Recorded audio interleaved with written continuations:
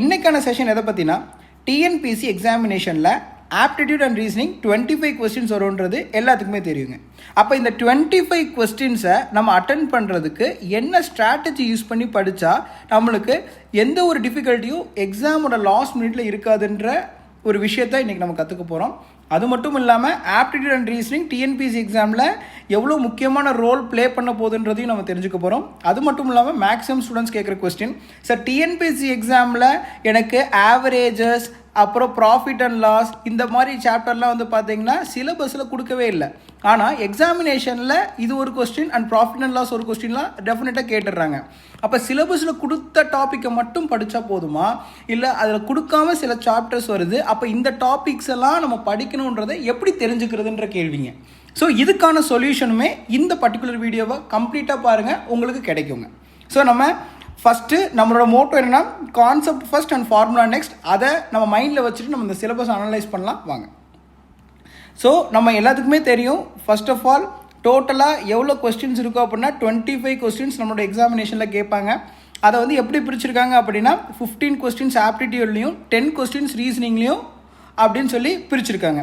So டோட்டலாக ஒரு கொஸ்டினுக்கு 1.5 மார்க்ஸ். அப்போ 25 × 1.5 மார்க்ஸ் எவ்வளோன்னு கேட்டிங்கன்னா 37.5 மார்க்ஸ் வந்து பார்த்தீங்க அப்படின்னா ஆப்டிடியூட் அண்ட் ரீசனிங்லேருந்து மட்டும் வருதுங்க. ஸோ நீங்கள் நினைக்கலாம், சார் ஜென்ரல் ஸ்டடீஸ் தானே சார் மேக்ஸிமம் வெயிட்டேஜ் இருக்குது, அப்போ அதுக்கு தான் நம்ம முக்கியத்துவம் கொடுக்கணுமான்னு கேட்டால் சரி நல்லா தெரிஞ்சுக்கோங்க, ஜென்ரல் ஸ்டடீஸ் மேக்ஸிமம் வெயிட்டேஜ் இருக்குது தான். பட் ஈவன் தென் ஆப்டிடியூட் வந்து பார்த்திங்கன்னா ஈஸி ஸ்கோரிங், அதாவது அதோட கான்செப்ட் தெரிஞ்சாலே போதும் ஈஸியாக அவங்களால ஸ்கோர் பண்ண முடியும். அதோட இன்னொரு எக்ஸ்ட்ரீம் என்னென்னா, நீங்கள் கான்செப்ட் தெரியல அப்படின்னா ஈஸியாக நீங்கள் அந்த ஸ்கோரை இழக்கவும் முடியும். அப்படின்ற பட்சத்தில் ஈஸி ஸ்கோரிங் சப்ஜெக்டாக இந்த ஆப்டிடியூட் செக்ஷன் இருக்குங்க. அதான் இங்கே எழுதிருப்பேன், it is a high scoring subject. அதே நேரத்தில் கான்செப்ட் தெரிஞ்சு வித்தின் ஃப்ராக்ஷன் ஆஃப் செகண்ட்ஸ் நம்ம அந்த சம்ம சால்வ் பண்ணிடலாம். அதான் டைம் எஃபிஷியன்ட் செக்ஷன், சரிங்களா? அதே நேரத்தில் உங்களுக்கு பார்த்தீங்கன்னா ரொம்பவே மினிமம் சாப்டர்ஸ் தான் சிலபஸில் இருக்குங்க. ஸோ அதை நீங்கள் அனலைஸ் பண்ணி படித்தாலே போதும், உங்களால் ஈஸியாக இந்த மார்க்கை ஸ்கோர் பண்ண முடியும். அதாவது ரொம்ப சின்ன விஷயம் தாங்க. எல்லாரும் ஆப்டிடியூடில் தரவாக இருக்கும் போது நம்மளும் அதில் தரவாக இருந்தோம்னா இஷ்யூ கிடையாது. ஆனால் மற்றவங்க தரவாக இருக்காங்க, நான் அந்த இடத்துல லேகாக இருக்கேன்ற பட்சத்தில் கண்டிப்பாக அவங்க நம்மளை விட ஒரு ஸ்டெப் அஹெடாக தான் இருப்பாங்க இந்த காம்படிஷன்லங்க. ஸோ அதை பேஸ் பண்ணிவிட்டு ஸோ ஆப்டிடியூட் அண்ட் ரீசனிங் அதாவது மினிமம் மார்க்ஸை ஹோல்ட் பண்ணியிருந்தாலும் அதுக்கு மேக்ஸிமம் இம்பார்ட்டன்ஸ் கொடுத்தா அது ஒரு ஹை ஸ்கோரிங் சப்ஜெக்டாக நம்மளோட ரேங்க்லேயும் அது விளையாடுங்க, ஈவன் இன் குரூப் 2 மெயின்ஸ், அதாவது குரூப் 2A மெயின்ஸ். ஓகேங்களா? இப்போ இங்கே பாருங்கள், ஃபஸ்ட்டு ஆப்டிடியூடை பற்றி பார்ப்போம். ஸோ ஆப்டிடியூடை பொறுத்த வரைக்கும் ஃபஸ்ட்டு பேசிக்காக நான் சொல்லணும் அப்படின்னா, அதாவது 3 pillars ஆஃப் ஆப்டிடியூட்னு சொல்லுவாங்க. என்னதுன்னா 3 pillars ஆஃப் ஆப்டிடியூட். அப்போ 3 pillars ஆஃப் ஆப்டிடியூட் யார் அப்படின்னு கேட்டிங்கன்னா 3 டாபிக் இருக்குங்க. என்னென்ன டாபிக் அப்படின்னு கேட்டிங்கன்னா, ஃபஸ்ட்டு வந்து ஆவரேஜஸ், சரிங்களா? அடுத்து வந்து பார்த்திங்கன்னா பர்சன்டேஜஸ், அடுத்து வந்து பார்த்திங்க அப்படின்னு கேட்டிங்கன்னா ரேஷியோ அண்ட் ப்ரொபோர்ஷன்ஸ். நீங்கள் எந்த ஒரு ஆப்டிடியூட் டாபிக் எடுத்தாலுமே இந்த 3 டாபிக் தெரிஞ்சால் மட்டும்தான் உங்களால் மற்ற டாபிக்ஸை அண்டர்ஸ்டாண்டே பண்ணிக்க முடியும் ஃபர்ஸ்ட் ஆஃப் ஆல். ஸோ அதனால தான் நான் ஜென்ரலாக இது என்னென்னு சொல்லுவேன்னா 3 pillars ஆஃப் ஆப்டிடியூடுன்னு சொல்லுவேன். அப்போ எந்த ஒரு ஸ்டூடெண்ட்டும் ஆப்டிடியூட் அண்ட் ரீசனிங் நான் படிக்க ஸ்டார்ட் பண்ணுறேன் அப்படின்னு சொன்னாங்கன்னா ஃபஸ்ட் நான் அவங்ககிட்ட சொல்கிற விஷயம் என்னென்னா, இந்த 3 டாப்பிக்கே நீங்கள் தரவு பண்ணணும். So that averages, percentages, ratio, proportions தரவு பண்ணிட்டீங்கன்னா உங்களால் மற்ற டாப்பிக்கை ஈஸியாக கோரிலேட் பண்ணி படிக்க முடியும். ஒரு எக்ஸாம்பிளுக்கு டைம் அண்ட் ஒர்க்குன்னு ஒரு டாபிக் இருக்குது, அந்த டாப்பிக்லேயும் பர்சன்டேஜ் வச்சு கொஸ்டின் கேட்பாங்க. அதே நேரத்தில் உங்களுக்கு ப்ராப்ளம்ஸ் அண்ட் ஏஜஸில் ரேஷியோ வச்சு கொஸ்டின் கேட்பாங்க. நெக்ஸ்ட் ஏரியா அண்ட் வால்யூமில் ஆவரேஜ் அண்ட் பர்சன்டேஜை கம்பைன் பண்ணி கொஸ்டின் கேட்பாங்க. அப்போ இந்த 3 டாப்பிக்கும் இர்ரெஸ்பெக்டிவ் ஆஃப் தியர் ஸ்டைல் எல்லா மற்ற டாப்பிக்லேயுமே இன்டல்ஜ் ஆகி வருங்க. ஓகேங்களா? அப்போ ஃபஸ்ட்டு எந்த ஒரு ஸ்டூடெண்டாக இருந்தாலும் ஃபஸ்ட்டு இந்த 3 டாப்பிக்கை நீங்கள் தரவு பண்ணிடணும். இது ரொம்ப ரொம்ப முக்கியம். இதில் நம்ம நோட் பண்ண வேண்டிய பாயிண்ட் என்ன, இந்த ஆவரேஜஸ் அப்படின்றது உங்கள் சிலபஸில் கொடுக்கலனாலும் நான் முன்னாடியே சொல்லிட்டேன், இதெல்லாம் தான் வந்து என்னதுங்க, அதாவது ரொம்பவே இம்பார்ட்டண்ட்டான ஒன் ஆஃப் த பில்லர்ஸ், சரிங்களா? அப்போ இதோட சிலபஸை நம்ம இன்னும் நல்லா ஐடென்டிஃபை பண்ணுறோம் அப்படின்னா ஃபஸ்ட்டு சிம்பிளிஃபிகேஷன் இருக்குது. இப்போ சிம்பிளிஃபிகேஷன் உடனே ஸ்டூடெண்ட்ஸ் என்ன பண்ணுறாங்கன்னா ரேண்டமாக ப்ரீவியஸ் இயர் கொஸ்டின் எடுத்து சால்வ் பண்ணுறாங்க. அது தப்புங்க. ஏன்னா சிம்பிளிஃபிகேஷன்றது யார் அப்படின்னா, உங்களுக்கு நம்பர் சிஸ்டம்னு ஒரு சாப்டர் இருக்குங்க. என்னதுங்க? Number system. இந்த நம்பர் சிஸ்டமில் வந்து பார்த்தீங்கன்னா நீங்கள் எதை பற்றி படிப்பீங்கன்னா டிவிசிபிலிட்டி ரூல்ஸை பற்றி படிப்பீங்க. அதுக்கடுத்து யூனிட் டிஜிட் கான்செப்ட் படிப்பீங்க. நெக்ஸ்ட்டு ரிக்கரிங் டெசிமல்னு சொல்லுவாங்க. ரிக்கரிங் டெசிமல்னு சொல்லுவாங்க. அது மாதிரி நிறைய சாப்டர்ஸ் இருக்குங்க. ஓகேங்களா, இந்த எல்லா சாப்டரும் சேர்ந்தது தான் நம்பர் சிஸ்டம்னு சொல்லுவாங்க. அப்போ இந்த நம்பர் சிஸ்டமில் நீங்கள் தரவாக இருந்தீங்கன்னா மட்டும்தான் உங்களால் என்ன பண்ண முடியும்னா இந்த சிம்பிளிஃபிகேஷன்ற டாப்பிக்கை நீங்கள் அட்டனே பண்ண முடியும். ஆனால் ஸ்டூடெண்ட்ஸ் என்ன பண்ணுவாங்கன்னா சிம்பிளிஃபிகேஷன் டாப்பிக்கை டேரெக்டாக எடுத்து சம் சால்வ் பண்ணுவாங்க. ஓகே, இந்த மாதிரி சம் வந்து இப்படி சால்வ் பண்ணணும் அப்படின்ட்டு. பட் அது கண்டிப்பாக ஈஸியான சம் உங்களால் போட முடியும். கஷ்டமான சம் வந்துச்சுன்னா நீங்கள் அந்த இடத்துல ட்ராப் ஆகி நிற்கிற மாதிரி இருக்கும். அப்போ சிம்பிளிஃபிகேஷனை படிக்கணும்னா ஃபஸ்ட் நீங்கள் நம்பர் சிஸ்டம்ன்ற சாப்டர் படிக்கணும். அப்போ இது எங்கே இருக்குது? உங்களுக்கு 9th புக்லேயே இருக்குங்க. சரி, 9th புக்கில் இருக்குது. அது போக உங்களுக்கு பார்த்தீங்கன்னா பேசிக்காக டிவிசிபிலிட்டி ரூல்ஸ், யூனிட் டிஜிட், இதெல்லாம் நம்மளோட வீடியோஸையும் அடுத்தடுத்த வீடியோஸும் அப்லோட் பண்ணுவோம். ஓகேங்களா. ஸோ அடுத்து வந்து பார்த்தீங்கன்னா பர்சன்டேஜஸ். ஸோ நான் ஆல்ரெடி சொன்ன மாதிரி இது ஒன் ஆஃப் த பில்லர்ஸ், ரொம்ப இம்பார்ட்டண்ட்டான கான்செப்ட். மொத்தம் 7 டைப் தான் இருக்குது பர்சன்டேஜஸில். மொத்தம் பர்சன்டேஜில் எவ்வளோ டைப் இருக்குங்க? 7 டைப்ஸ் ஆஃப் கான்செப்ட்ஸ் தான் இருக்குது. அப்போ அந்த 7 டைப்ஸ் ஆஃப் கான்செப்ட்ஸ் நீங்கள் தரவாக பார்த்தீங்கனாலே போதும், உங்களால் எந்த ஒரு கொஸ்டினையுமே உங்களால் அப்ரோச் பண்ண முடியும். நான் ஜென்ரலாக ஒரு 4 ஸ்டேட்மெண்ட்ஸ் சொல்லுவேங்க ஸ்டூடெண்ட்ஸுக்கு. ஒரு 4 ஸ்டேட்மெண்ட் சொல்லுவேன். அந்த 4 ஸ்டேட்மெண்ட்ஸை நீங்கள் அண்டர்ஸ்டாண்ட் பண்ணுறீங்கன்னா எந்த ஒரு கொஸ்டினையும் உங்களால் போட முடியும். ஈவன் நீங்கள் பேங்கிங் ப்ரிப்பேர் பண்ணுறீங்க, அங்கே டேட்டா இன்டர்பிரிட்டேஷன் சொல்லி ஒரு கான்செப்ட் இருக்குது. அந்த டேட்டா இன்டர்பிரிட்டேஷன்லையுமே பர்சன்டேஜஸை வச்சு நிறைய கொஸ்டின்ஸ் கேட்பாங்க. அப்போ இந்த 4 ஸ்டேட்மெண்ட்ஸை நீங்கள் அண்டர்ஸ்டாண்ட் பண்ணிட்டீங்கன்னா அந்த 4 ஸ்டேட்மெண்ட்ஸை வச்சு எந்த இடத்துல உங்களுக்கு பர்சன்டேஜஸை டேரெக்டாகவோ இன்டேரக்டாகவோ இன்வால்வ் பண்ணாலும் உங்களால் அதை அண்டர்ஸ்டாண்ட் பண்ணணும். அப்போ அந்த 4 ஸ்டேட்மெண்ட் என்னன்றது நீங்கள் இப்போ யோசிச்சுட்டு இருப்பீங்க. கவலைப்படாதீங்க, அதையுமே நான் வந்து யூடியூப்பில் அப்லோட் பண்ண போகிறேன். ஓகேங்களா. அடுத்து வந்து மெயினாக வந்து பார்த்தீங்கன்னா எல்சிஎம் அண்ட் ஹெச்சிஎஃப். நான் ஜென்ரலாக இங்கே டாபிக் தனித்தனியாக கொடுத்துருக்காங்க. பட் எல்சிஎம் அண்ட் ஹெச்சிஎஃப்ன்றது அதுவும் இந்த நம்பர் சிஸ்டமோட சேர்ந்த ஒரு டாபிக் தான். எல்சிஎம் அண்ட் ஹெச்சிஎஃப் வந்து என்னதுங்க? இந்த நம்பர் சிஸ்டமோட சேர்ந்த ஒரு டாபிக் தான். அப்போ நீங்கள் எப்படி படிக்கணும் அப்படின்னா இந்த எல்சிஎம் ஹெச்சிஎஃப்லாம் பார்த்தீங்கன்னா மேக்ஸிமம் வெயிட்டேஜ் இருக்குங்க. சரிங்களா. 3 கொஸ்டின்ஸ் வருதுங்க. சாலிடாக 3 கொஸ்டின்ஸ் உங்களுக்கு வந்துடுது. சரிங்களா. அப்போ இந்த எல்சிஎம் ஹெச்சிஎஃப்பை பொறுத்த வரைக்கும் நீங்கள் என்ன பண்ணணும்? நீங்கள் ஃபஸ்ட்டு எல்சிஎம்மை ஃபஸ்ட்டு எடுத்து எல்சிஎம்னா என்ன மீனிங், அது லீஸ்ட் காமன் மல்டிபிள்னு எல்லாத்துக்கும் தெரியும். அப்படின்னா என்ன சொல்ல வருது? இப்போ ஹெச்சிஎஃப்னா ஹையஸ்ட் காமன் ஃபேக்டர்னு எல்லாம் தெரியும். இப்போ தமிழில் சொல்லி பாருங்களேன், அதிகபட்ச பொதுவான ஒரு எண். ஹையஸ்ட்னா அதிகபட்ச, காமன்னா பொதுவான, ஃபேக்டர்னா ஒரு நம்பர்னு வச்சுக்கோங்க இப்போதைக்கு ஒரு எண். அப்போ ஒரு ரெண்டு கிவன் நம்பர் இருக்குது. இப்போ 4,8 இருக்குது. அப்போ அதிகபட்ச பொதுவாக இருக்கிற ஒரு எண் என்னது? ரெண்டுத்துக்கும் 4க்கும் 8க்கும் காமனாக இருக்கிற நம்பர் 4 தான். அப்போ ஹெச்சிஎஃப் 4 and 8 வந்து 4. அப்போ இந்த மாதிரி அதோட மீனிங்கை புரிஞ்சு படித்து அதில் உள்ள சம்ஸை சால்வ் பண்ணும்.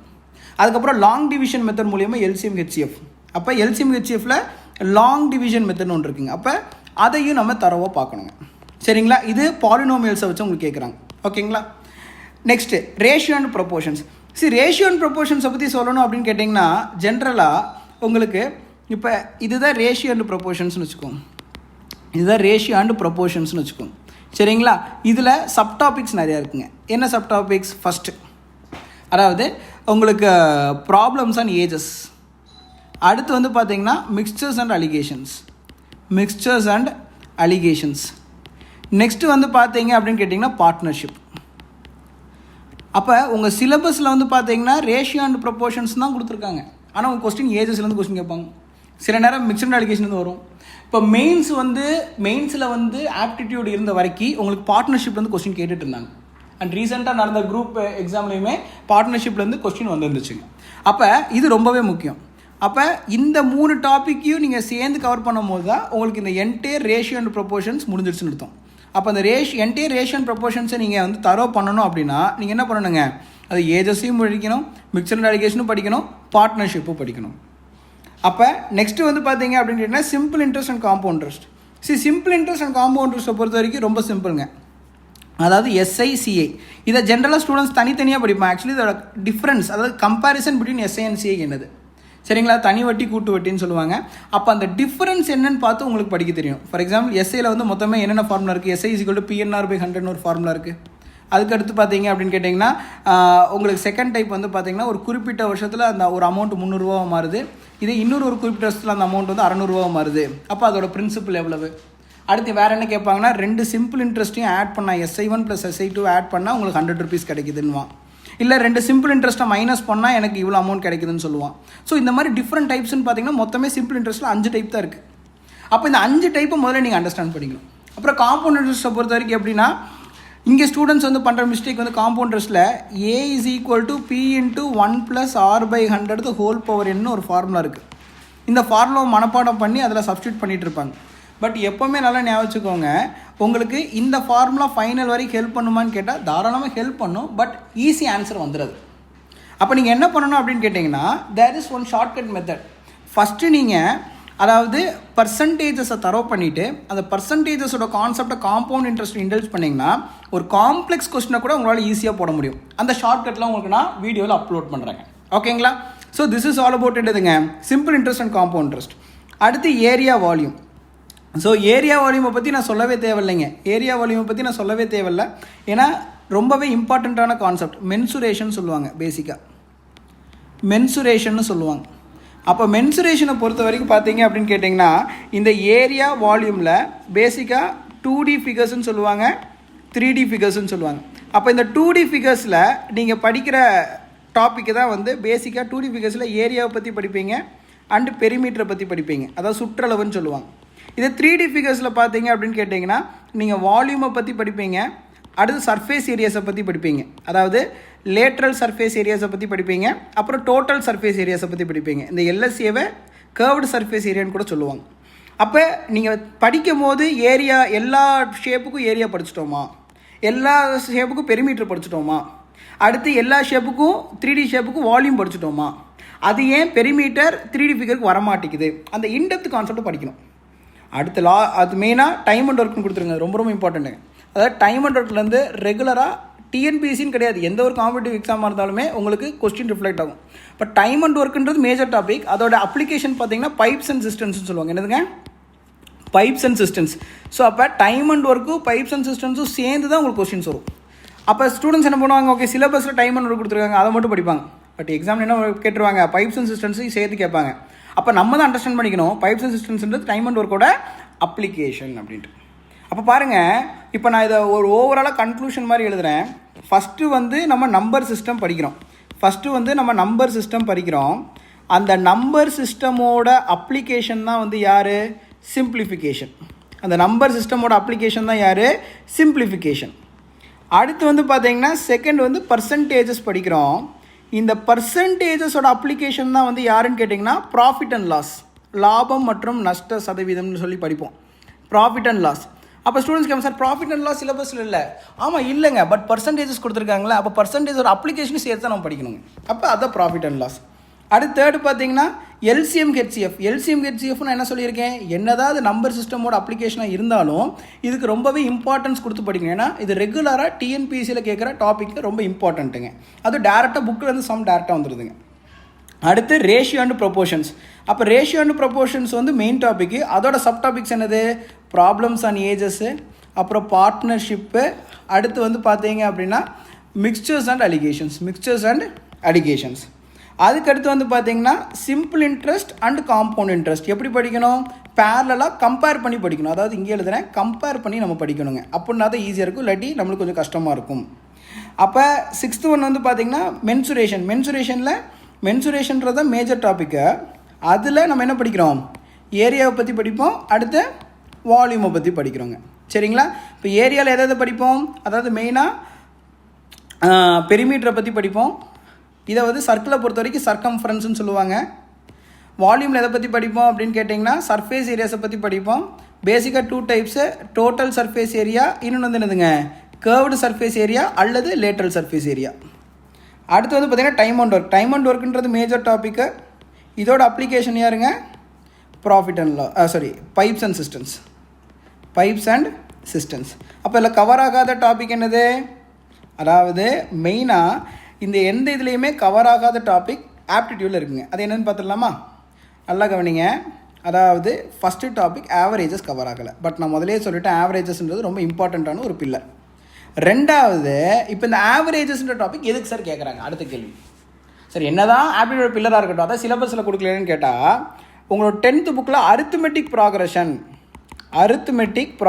அப்படின்னு ஒரு டாபிக் இருக்குங்க.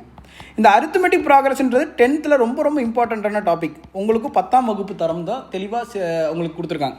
அப்போ இந்த அரித்மெட்டிக் ப்ராக்ரஷனோட அப்ளிகேஷன் தான் இந்த ஆவரேஜஸ். ஃபர்ஸ்ட் ஆஃப் ஆல் இந்த அரித்மெட்டிக் ப்ராக்ரஷனோட அப்ளிகேஷன் தான் இந்த ஆவரேஜஸ். அடுத்து என்ன சாப்டர் கேட்குறாங்க? ப்ராபபிலிட்டி. அதாவது ப்ராபபிலிட்டி வந்து உங்களுக்கு எங்கேங்க சிலபஸில் கொடுக்கல, பட் எங்கே கேட்குறாங்க? உங்களுக்கு எக்ஸாமில் கேட்குறாங்க. இப்போலாம் ரெகுலராக 3 கொஸ்டின்ஸ் கேட்குறாங்க. ரொம்பவே இம்பார்ட்டன்ட் சாப்டராக மாறிடுச்சு ப்ராபபிலிட்டி. அடுத்து வந்து பார்த்தீங்க அப்படின்னு கேட்டிங்கன்னா மேஜராக ஆவரேஜஸ் ப்ராபபிலிட்டி ஏபியிலேருந்து டேரக்ட் கொஸ்டின்ஸ் கேட்குறாங்க. அரித்மெட்டிக் ப்ராக்ரஷன்லேருந்து டேரக்ட் கொஸ்டின்ஸ் கேட்குறாங்க, ஜாமெட்ரிக் ப்ராக்ரஷன்ஸ்லேருந்து கேட்குறாங்க. அரித்மெட்டிக் ப்ராக்ரஷன்லேருந்து கேட்குறாங்க, ஜாமெட்ரிக் ப்ராக்ரஷன் அதாவது கூட்டுத்தொடர் பெருக்குத்தொடர் அதுலேருந்து நம்மளுக்கு கேட்குறாங்க. அப்போ இதில் வந்து மேஜராக உங்களோட 10th சமச்சீர் புக்கில் இதுக்கான கொஸ்டின்ஸ் வித் சொல்யூஷன்ஸ் இருக்குங்க. சரிங்களா, இது ரொம்ப முக்கியங்க. ஸோ ஆப்டிடியூட் பொறுத்த வரைக்கும் அப்போ இதெல்லாம் தான் டாபிக்ஸ் நம்ம கவர் பண்ணணும். அப்போ ஓவராலாக ஆப்டிடியூடில் என்ன தான் இங்கே சிலபஸ் இவ்வளோன்னு கொடுத்துருந்தாலும் நம்ம என்னென்ன டாபிக்ஸ் கவர் பண்ணுன்றது ஓவராலாக எழுதிடலாமா? ஸோ நம்ம ஓவராலாக ஆப்டிடியூடில் கவர் பண்ண வேண்டிய டாபிக்ஸ் என்ன? ஃபஸ்ட்டு சிம்பிளிஃபிகேஷன், அதில் இருக்கிற மாதிரி அந்த சிம்பிளிஃபிகேஷனுக்கு நம்ம நம்பர் சிஸ்டம் கவர் பண்ணுறோம். செகண்ட் என்ன பண்ணோம்? Ratio and proportions, ratio and proportions நம்ம கவர் பண்ணணும். அடுத்து என்ன கவர் பண்ணோம்? ப்ராப்ளம்ஸ் அண்ட் ஏஜஸ் நம்ம கவர் பண்ணணும். அடுத்து என்ன கவர் பண்ணோம்? பார்ட்னர்ஷிப் நம்ம கவர் பண்ணோம். அடுத்து என்ன கவர் பண்ணணும் அப்படின்னு கேட்டிங்கன்னா மிக்சர்ஸ் அண்ட் அலிகேஷன்ஸ் நம்ம கவர் பண்ணணும். அடுத்து வந்து பார்த்திங்கன்னா ஆவரேஜஸ் நம்ம கவர் பண்ணணும். அப்போ ஆப்வியஸாக அரித்மெட்டிக் ப்ராக்ரஷன்ஸும் நம்ம கவர் பண்ணணும். அடுத்து வந்து பார்த்திங்க அப்படின்னு கேட்டிங்கன்னா நெக்ஸ்ட்டு மெயின் வந்து பார்த்திங்க அப்படின்னா எல்சிஎம் அண்ட் ஹெச்சிஎஃப் நம்ம கவர் பண்ணணும். அடுத்து வந்து பார்த்திங்க அப்படின்னு கேட்டிங்கன்னா உங்களுக்கு டைம் அண்ட் ஒர்க் நம்ம கவர் பண்ணணும். அடுத்து பைப்ஸ் அண்ட் சிஸ்டம்ஸ் நம்ம கவர் பண்ணணும்.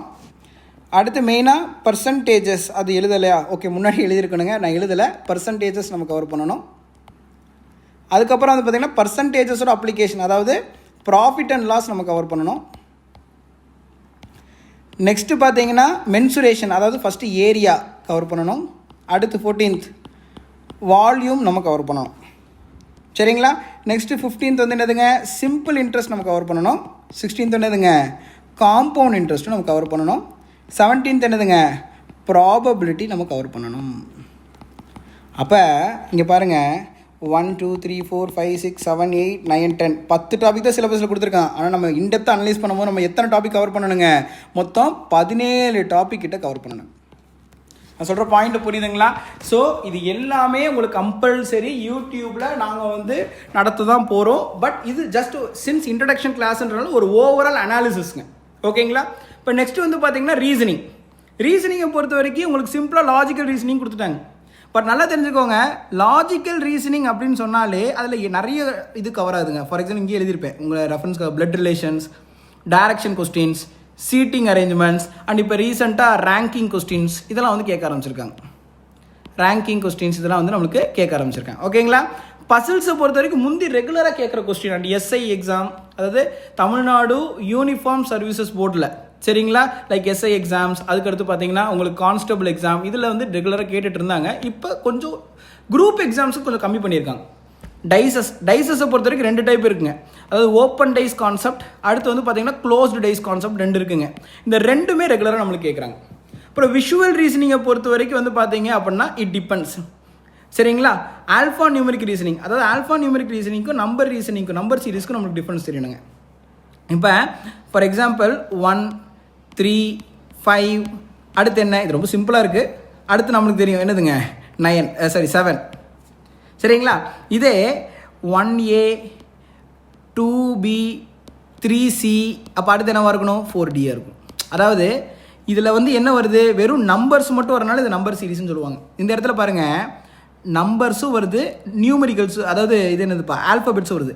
நம்பர்ஸ் அண்ட் நியூமெரிக்கல்ஸ்னு சொல்லுவாங்க, ஆல்ஃபபெட் தான் சொல்லுவாங்க. அதனால இது ஆல்ஃபா நியூமெரிக் ரீசனிங். இது ரெகுலராக இந்த 2மே நம்ம எக்ஸாமில் கேட்க ஆரம்பிச்சிருக்காங்க. அப்போ கம்பல்சரி வர்ற கொஸ்டின் என்ன சார்? டைஸ். கம்பல்சரி வர கொஸ்டின் டைஸ். இன்னொன்று என்னது சார்? Seating arrangement. வேறு என்ன சார் வருது? Blood relation. வேறு என்ன சார் கம்பல்சரியாக வருது? இந்த 2 கம்பல்சரியாக, alphanumeric reasoning and number series. So இதில் வந்து நம்ம பார்க்கணும். அண்ட் இன்னொரு ஒப்பீனியன் நான் சொல்கிறேங்க, என்னதான் 25 கொஸ்டினில் அவங்க 15 கொஸ்டின் ஆப்டிடியூட் 10 கொஸ்டின் ரீசனிங் சொன்னாலும் ப்ரீவியஸாக நீங்கள் அனலைஸ் பண்ணி பார்த்தீங்கன்னா 17 கொஸ்டின் ஆப்டிடியூட்லையும், சரிங்களா, மீதி 8 கொஸ்டின் ரீசனிங்ல தான் கேட்டிருக்காங்க. சரிங்களா, இதுதான் வந்து real statistics. But as per syllabus 15+10 போட்டிருக்காங்க. ஓகேங்களா, இதில் ஏதாவது டவுட் இருக்குங்களா? So this is all about syllabus. Next வந்து பார்த்தீங்க அப்படின்னு கேட்டிங்கன்னா இதோட வெயிட்டேஜ் எப்படி இருக்குது? ஸோ நான் முதலே சொன்ன மாதிரி ஈவன் தோ அவங்க 25 கொஸ்டின்ஸில் 15 கொஸ்டின்ஸ் ஆப்டிடியூட் 10 கொஸ்டின்ஸ் ரீசனிங்னு போட்டாலும் யார் தான் அதிக வெயிட்டேஜ்? ஆப்டிடியூட். அதுலேயுமே ரியலிஸ்டிக் டேட்டா நியர்லி 17 கொஸ்டின் ஆப்டிடியூட்லேயும் 8 கொஸ்டின் ரீசனிங் கேட்குறனால ரியல் வெயிட்டேஜ் யாருக்கு போகுது, அதிகபட்ச வெயிட்டேஜ் திரும்ப ஆப்டிடியூட் தான் போகுது. இப்போ நான் என்ன சொல்லுவேன் அப்படின்னு கேட்டிங்கன்னா, ஃபஸ்ட்டு நீங்கள் கான்சன்ட்ரேஷன் யாருக்கு கொடுக்கணும்னா ஆப்டிடியூடுக்கு தான் கொடுக்கணுங்க. ஏன்னா ஆப்டிடியூடு நீங்கள் முதல்ல தரவு பண்ணிட்டீங்கனாலே உங்களுக்குள்ள ஒரு கான்ஃபிடன்ஸ் வரும். அந்த கான்ஃபிடென்ஸை வச்சு நீங்கள் ரீசனிங் என்ன பண்ணிடலாங்க, ரொம்பவே ஈஸியாக அண்டர்ஸ்டாண்ட் பண்ண முடியும். ஏன்னா என்னையை பொறுத்த வரைக்கும் ரீசனிங்கிறது எப்படி சால்வ் பண்ண முடியும், you have to practice more and more of questions. இப்போ ஆப்டிடியூடுக்கு ஃபேக்கல்ட்டி வந்து கான்செப்டை தெளிவாக நடத்தணும், அந்த கான்செப்டை நீங்கள் அண்டர்ஸ்டாண்ட் பண்ணணும். அது மாதிரி சில சம்ஸை போட்டு பார்த்தா ஆப்டிடியூட் வந்துடும். ஆனால் ரீசனிங்கை பொறுத்த வரைக்கும் அதாவது ஃபேக்கல்ட்டி என்ன தான் நடத்தினாலும் நீங்கள் அந்த பர்டிகுலர் டைமில் எக்ஸாம் ஹாலில் உங்கள் ப்ரெசன்ஸ் ஆஃப் மைண்ட் எப்படி இருக்கோ அதுக்கு தகுந்த மாதிரி தான் உங்களுக்கு ஆன்சர் வரும். அப்போ ரீசனிங் ஆன்சர் பண்ணால் உங்களுக்கு ஸ்ட்ராங் கான்ஃபிடன்ஸ் வேணும். அந்த கான்ஃபிடன்ஸ் எப்படி கெயின் பண்ண முடியும், ஆப்டிடியூட் நீங்கள் தரவாக இருக்கும்போது ஓகே ஆப்டிடியூட் தரவாயிட்டேன். இப்போ ரீசனிங்கை ஆட்டோமேட்டிக்காக உங்களுக்கு இன்னர் கான்ஃபிடன்ஸ் வரும். அதுவே உங்களுக்கு ஹெல்ப் பண்ணி அந்த ரீசனிங்ஸ் எல்லாமே உங்களால் அட்டன் பண்ண முடியுங்க. ஓகேங்களா?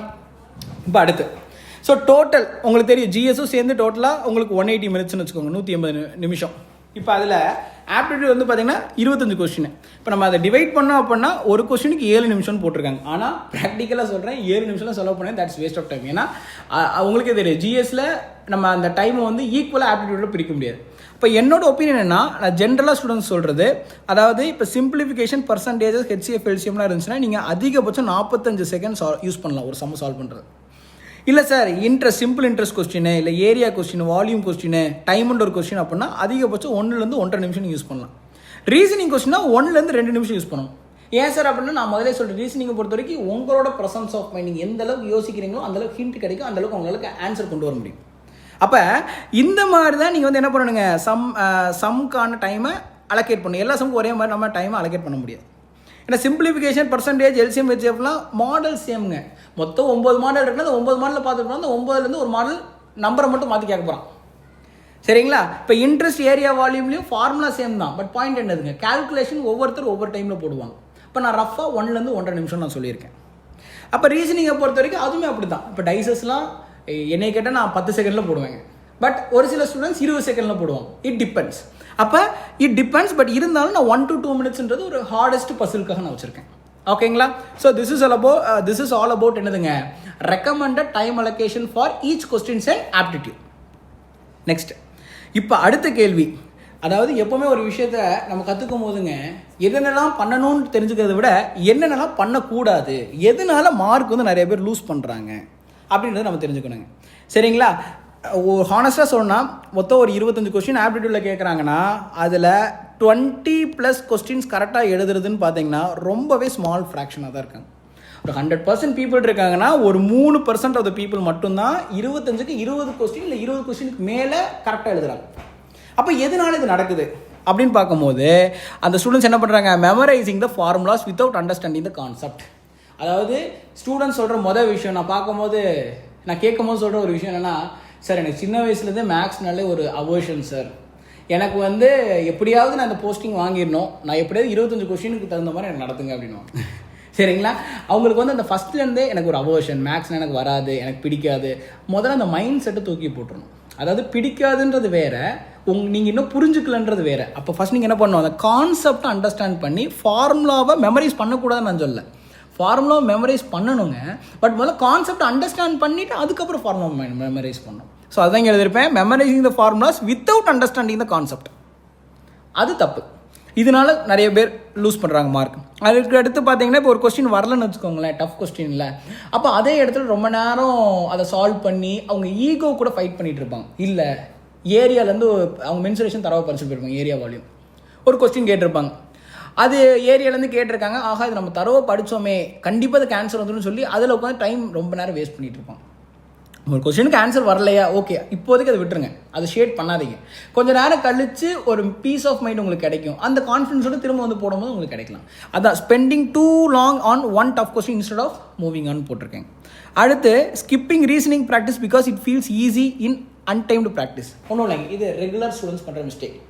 சரி ஓகே ரீசனிங் தானே, நம்மளோட ப்ரெசன்ஸ் ஆஃப் மைண்ட் வச்சு நம்ம போட போகிறோம், அப்போ நம்ம ப்ராக்டிஸ் தேவையில்லைன்னு நினச்சிக்குவாங்க. பட் நான் திரும்பவும் சொல்கிறேன், ஸ்டூடெண்ட்ஸ் மேக்ஸிமம் ஸ்டூடெண்ட்ஸ் 20 கொஸ்டினுக்கு மேலே கரெக்டாக எழுதுக்கு ரீசனே ஆப்டிடியூட் பாட்டு கிடையாது. ஏன்னா அது கஷ்டம்னா படிச்சிடுறாங்க. அவங்க மெயினாக லூஸ் பண்ணுற ரீசன் என்னென்னா ரீசனிங்க்கு இம்பார்ட்டன்ஸ் கொடுக்குறதில்ல. ஏன்னா ஓகே அது நம்ம மைண்ட் செட் வச்சு நம்ம போட்டுக்கலான்ற அந்த லெத்தார்ஜினஸ் அதிகமாக இருக்குது. அதனால் ரீசனிங்கை பொறுத்த வரைக்கும் எந்த அளவுக்கு நீங்கள் ப்ராக்டிஸ் பண்ணுறீங்களோ, அதாவது மேக்ஸிமம் ப்ராக்டிஸ் வந்து ரீசனிங்கில் உங்களுக்கு மேக்ஸிமம் மார்க்ஸ் கொடுக்கும். இது ரொம்ப ரொம்ப இம்பார்ட்டன்ட். தயவு செஞ்சு இதை மறந்துடாதீங்க. Golden rule. அடுத்து நாட் ப்ராக்டிஸிங் வித் அஃபிஷியல். நான் ஆல்ரெடி வீடியோலேயே சொல்லியிருப்பேன். அதாவது சார் இருக்கிறதுல ஒரு பிக்கெஸ்ட் ரிசோர்ஸ் மெட்டீரியல் சொல்லுங்கள் அப்படின்னா நான் என்ன சொல்லுவேன்னா எப்போவுமே ப்ரீவியஸ் இயர் கொஸ்டின் பேங்க் தான் சொல்லுவேன். அது நான் வந்து என்ன எக்ஸாம்லாம் கூட கேட்க மாட்டேன். ஏன்னா ஆப்டிடியூட்ன்றது ஒரு ஓஷன் மாதிரிங்க, அதில் அவ்வளோ விஷயம் இருக்குது. ஆனால் நம்ம எக்ஸாமுக்கு என்ன கேட்க போகிறான்றது நம்மளுக்கு தெரியணும்னா லாஸ்ட் இயர் இல்லை அதுக்கு முந்தின வருஷம் என்ன கொஸ்டின் கேட்டிருக்கான்றதை பார்த்தா தானே நம்மளுக்கு அந்த ட்ரெண்டு தெரியும். அப்போ ப்ரீவியஸ் இயர் கொஸ்டின்ஸை ப்ராக்டிஸ் பண்ணாலே நம்ம பாதி இல்லை முக்கால் கடலில் தாண்டின மாதிரிங்க. அதனால தான் சொல்கிறேன் not practising with official previous year question papers regularly.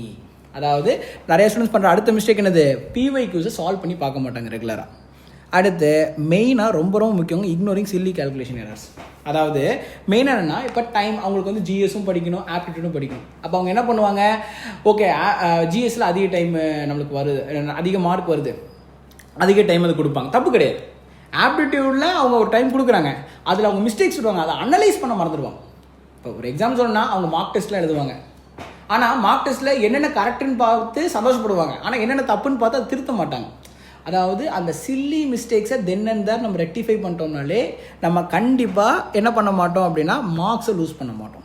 அப்போ என்னென்ன மிஸ்டேக் ஸ்டூடெண்ட்ஸ் சொல்கிறாங்க, மெமரைசிங் த ஃபார்முலாஸ் வித்தவுட், அதாவது ஃபார்முலாவை பிளைண்டாக மனப்பாடம் பண்ணுறது, ஒரு டஃப் கொஸ்டினில் ரொம்ப நேரம் செலவு பண்ணுறது, நெக்ஸ்ட் வந்து பார்த்தீங்கன்னா ரீசனிங் பார்ட்டை ரொம்ப லெத்தார்ஜிக்காக விடுறது, அடுத்து பிஒய்க்யூஸ் ஒழுங்காக சால்வ் பண்ணாமல் இருக்கிறது, அதுக்கடுத்து சில்லி கேல்குலேஷனை தென் அண்ட் தேர் அதாவது அனலைஸ் பண்ணி திருத்துறது விட்டுறாங்க. ஸோ இதுதான் தான் காமன் மிஸ்டேக்ஸ். தயவு செஞ்சு நீங்களுமே ஏன்னா விடாதீங்க. ஏன்னா செப்டம்பர் 6 எக்ஸாம், அடுத்து நவம்பரில் குரூப் 2, அடுத்து டிசம்பரில் குரூப் 4. இந்த எந்த மிஸ்டேக்ஸ் விடாமல் we need to move forward. ஓகேங்களா? Next how to improve starting today. இன்னையிலேருந்து சார், சரி சார் நீங்கள் சொல்கிறதுலாம் எனக்கு புரிஞ்சுது. இப்போ இன்னையிலேருந்து நான் இம்ப்ரூவ் பண்ணணும்னு நான் டிசைட் பண்ணிட்டேங்க. ஆப்டிடியூடில் 25க்கு 25 என்னால் வாங்க முடியுமா சார், உங்களால் அஷூரன்ஸ் கொடுக்க முடியுமான்னு கேட்டால் 100% சொல்கிறேன், என்னால் 25க்கு 25 வாங்குற அஷூரன்ஸ் கொடுக்க முடியாதுங்க. என்னையை பொறுத்த வரைக்கும் 25க்கு 25 யாரால் வாங்க முடியும்னா ஃபேக்கல்ட்டியும் அவங்க 100% கோலோட ரீச் ஆகணும், ஸ்டூடெண்ட்டும் ஒரு 100% எஃபிஷியன்ட் ப்ராக்டிஸோடு இருக்கணும். சரிங்களா? கொஸ்டின் பேப்பர் வர்ற வரைக்கும் நம்மளால் 25க்கு 25 ஒரு பேப்பரில் உங்களால் வாங்க முடியும்னு ஒரு ஃபால்ஸ் ப்ராமிஸ் என்னால் கொடுக்க முடியாது. ஆனால் 100% சொல்கிறேன், ப்ரீவியஸ் இயரில் நான் 25க்கு 22+ கொஸ்டின்ஸ் ரிஃப்ளெக்ட் ஆனனால என்னால் என்னோட வீடியோஸ் அண்ட் சேனல்ஸை ஃபாலோ பண்ணிங்கன்னா 100% உங்களால் 25க்கு மோர் தேன் 22+ கொஸ்டின்ஸ் உங்களால் அட்டன் பண்ண முடியும் கரெக்டாக. இது நான் 100% கேரண்டி கொடுக்குறேன். ரீசன் என்ன, நான் பிளைண்டாக சொல்லுங்க, ப்ரீவியஸ் இயர் என்னோட எக்ஸ்பீரியன்ஸை வச்சு நான் கொடுக்குறேன். ஓகேங்களா? நெக்ஸ்ட் இப்போ என்ன சார் பண்ணணும், ஃபஸ்ட்டு ஃபண்டமெண்டல்ஸை நீங்கள் வந்து தரவு பண்ணணுங்க.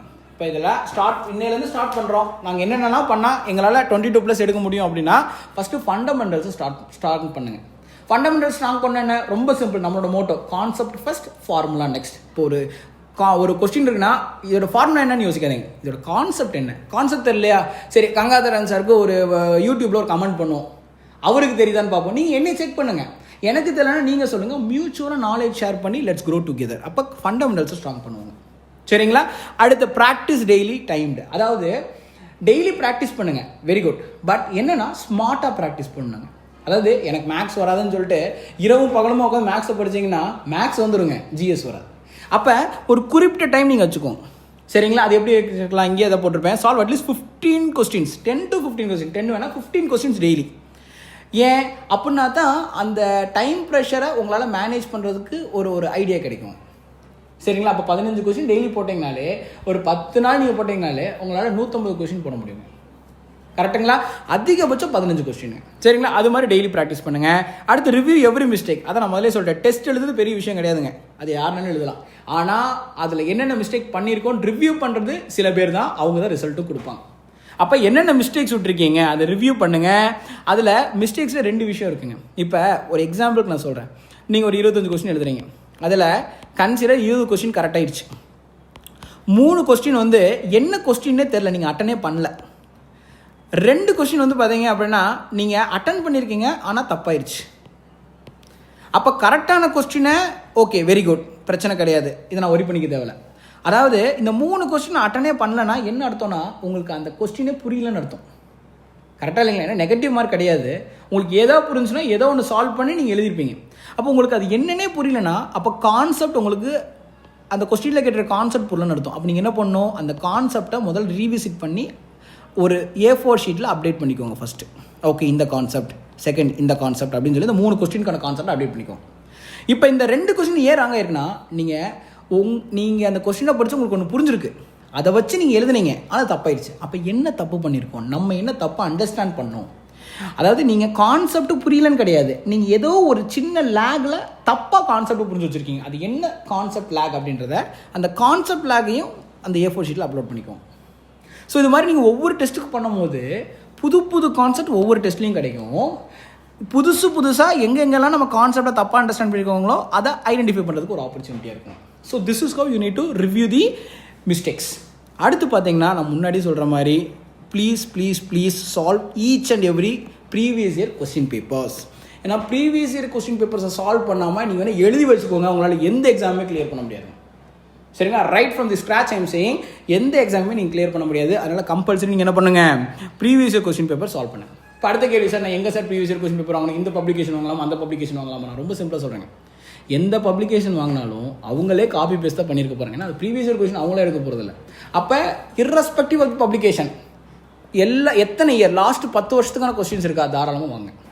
நீங்கள் எந்த பப்ளிகேஷன் அது எதுவுமே பார்க்க வேணாம். ஓகேங்களா? ஸோ நான் திரும்பவும் சொல்கிறேன், மெயினாக வந்து பார்த்தீங்கன்னா நம்ம சேனல் ஃபாலோ பண்ணுங்கள், சப்ஸ்கிரைப் பண்ணுங்கள், அண்ட் கண்டிப்பாக உங்கள் ஃப்ரெண்ட்ஸுக்கு இது யூஸ் ஆகும். கண்டிப்பாக இந்த ஜேர்னி நல்லாவே ஒரு கான்ஃபிடென்ட்டாக இருக்கும்னு நினச்சிங்க அப்படின்னா கான்செப்ட் ஃபர்ஸ்ட் ஃபார்முலா நெக்ஸ்ட் அப்படின்றத கமெண்ட் பண்ணுங்கள். கண்டிப்பாக நம்ம நெக்ஸ்ட் கிளாஸில் ஒவ்வொரு டாப்பிக்காக இன்டெப்த்தாக அனலைஸ் பண்ணி படிக்க போகிறோம். நான் திரும்பவும் சொல்கிறேன், ஓகே ஸ்டூடெண்ட்ஸ் 3 மாதம் தான் இருக்குது, இந்த ஃபார்முலா மட்டும் மனப்பாடம் பண்ணிக்க உங்களால் ஆன்சர் எழுத முடியும். கண்டிப்பாக அந்த மாதிரி நான் டீச் பண்ண போகிறது கிடையாது. நான் கடைசி 2 நாள் இருந்தாலும் முதல்ல கான்செப்ட் சொல்லி தான், அந்த ஃபார்முலாவை சொல்லி தான் ஃபைனலாக ஆன்சர் நம்ம கொண்டு வர போகிறோம். ஸோ யாரெல்லாம் நம்மளோட மூவ்மெண்ட்டில் சேர போகிறீங்களோ மறக்காமல் கான்செப்ட் ஃபர்ஸ்ட் ஃபார்முலா நெக்ஸ்ட்னு டைப் பண்ணுங்கள். கண்டிப்பாக சொல்கிறேன், ஒரு சேஞ்ச் தெரியும் உங்களுக்கே உங்கள் preparation. So okay students, so இன்றைக்கி நம்ம more than that of a suggestion and advice, I have analyzed the aptitude part and reasoning part in TNPSC point of view. உங்களுக்கு இதில் இன்னும் கொஞ்சம் ஏதாவது டவுட் இருந்தாலுமே நீங்கள் கமெண்ட் செக்ஷனில் கமெண்ட் பண்ணுங்கள். இது போக வேறு அடுத்து என்ன வேணும், எதை அனலைஸ் பண்ணணும் நீங்கள் நினைக்கிறீங்களோ அதையும் நீங்கள் கமெண்ட் செக்ஷனில் கமெண்ட் பண்ணுங்கள். சரிங்களா? ஸோ கண்டிப்பாக சொல்கிறேன், we are going to make this journey a very great success. So hope you will be good in listening all these things. And thank you for the patience you are having. அண்ட் அடுத்து உங்களுக்கு என்ன வேணுன்றதை கமெண்ட்டில் comment பண்ணுங்கள். இந்த மூவ்மெண்ட்டில் join பண்ணுறதுக்கு கான்செப்ட் ஃபர்ஸ்ட் ஃபார்முலா நெக்ஸ்ட்னு டைப் பண்ணுங்கள். மறக்காமல் சப்ஸ்கிரைப் பண்ணிவிட்டு உங்கள் ஃப்ரெண்ட்ஸுக்கும் ஷேர் பண்ணுங்கள்.